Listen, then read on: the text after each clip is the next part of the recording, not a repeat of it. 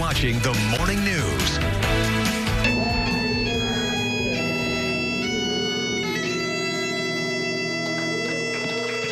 National salute for World War II veteran Stan Stanley. Today he turns 106. Honor Flight Syracuse throwing a birthday celebration in Manlius. The mayor even declaring yesterday and today Stan Stanley Day in the village. News Channel 9 was there when he turned 100 and again for his 105th birthday bash. And you better believe we'll keep coming back year after year to honor this patriot. Happy Stan Stanley Day to all those who celebrate. And thank you for waking up with us on the morning news. Yes. Good morning, Kendra. Good morning, Carson. How goes it on this Saturday? It goes well. Yeah. Yeah. Seat warmers were on this morning. Yeah, it's a little so chilly. Heat was blasting. Yeah. But a little bit of a warm-up? Yeah, maybe? we're looking pretty good today. Temperatures in the mid to upper 70s when on average we're in the upper 60s for this time of the year. So I think we'll take that and maybe making a run toward 80 tomorrow. But for now, though, as Kendra mentioned, a bit of a cool start here, cooler than the last couple of mornings. Temperatures in the 40s and 50s, but a nice looking start to the day out over Lake Ontario using our Energy Savers Skynet 9 camera up in the port city of Oswego. Visibility looking good in Oswego and improved at this hour up in Fulton, but still greatly reduced visibility courtesy of some locally dense fog for places like Skaneateles, Hamilton, Cortland, and look at Norwich, still at 0 visibility at this hour down there, so use caution if you're traveling through there.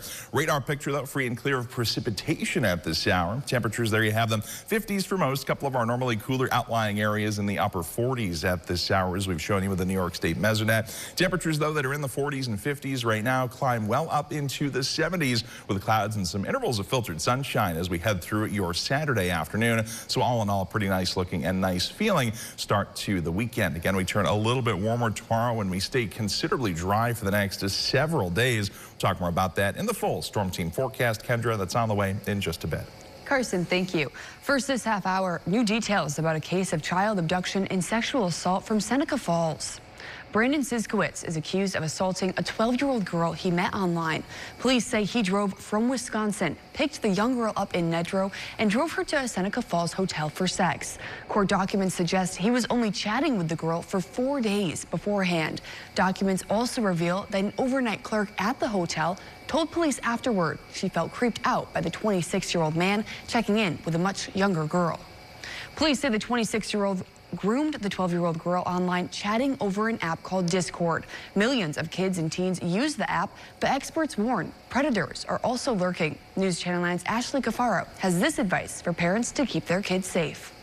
Discord may look like a safe space for gamers, but tech experts warn it's become much more than that, making it easy for predators to connect with kids in hidden ways. More and more kids can have join different groups, or you can have one-on-one conversations, which makes it a perfect breeding ground for sexual predators to approach kids and groom them and try to get them to meet in real-life scenarios. Parents hoping to keep tabs on their kids' online activity face another challenge. Many of the companies like, say, Roblox or Discord don't want the parental control apps to work because they want these kids to stay on all the time with social media platforms like Discord. But there are steps parents can take, starting with the device. Make sure that when you give a kid a smart device, such as an Android or an iPhone, that you enable the parental controls or enable a child setting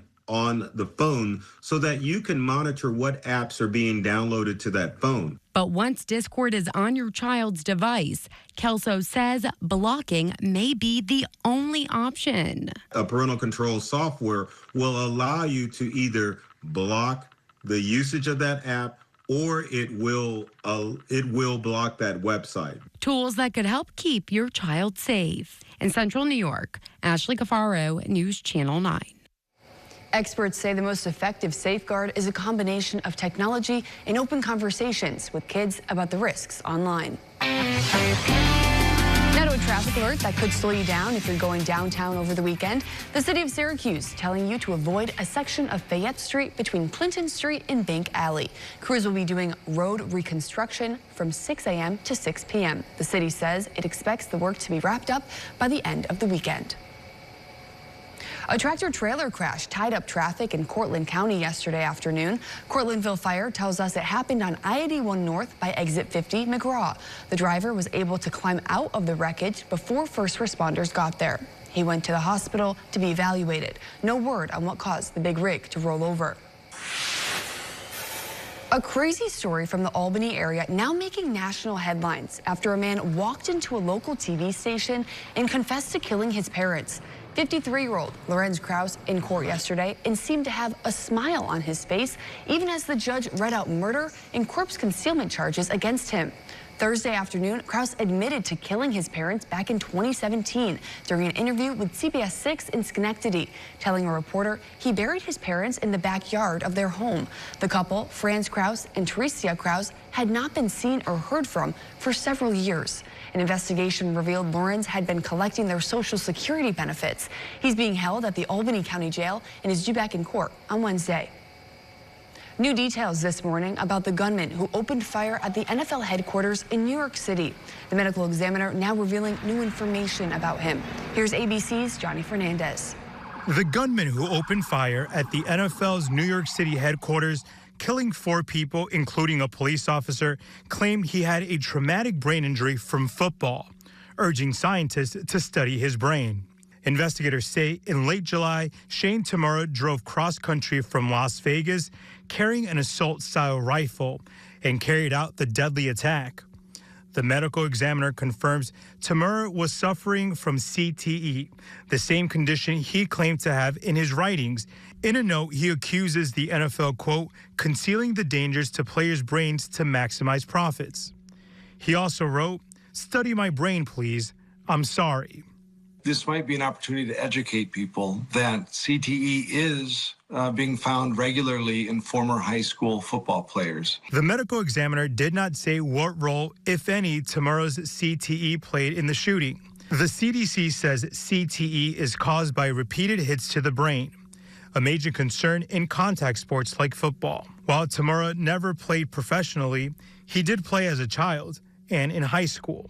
We can't blame the disease for what happened, but we also have to respect that the science has shown that even concussions alone can increase your risk of mental health disorders, including bipolar disorder and schizophrenia. In a statement, the NFL is saying that there is no justification for the horrific acts that took place. Johnny Fernandez, ABC News, New York.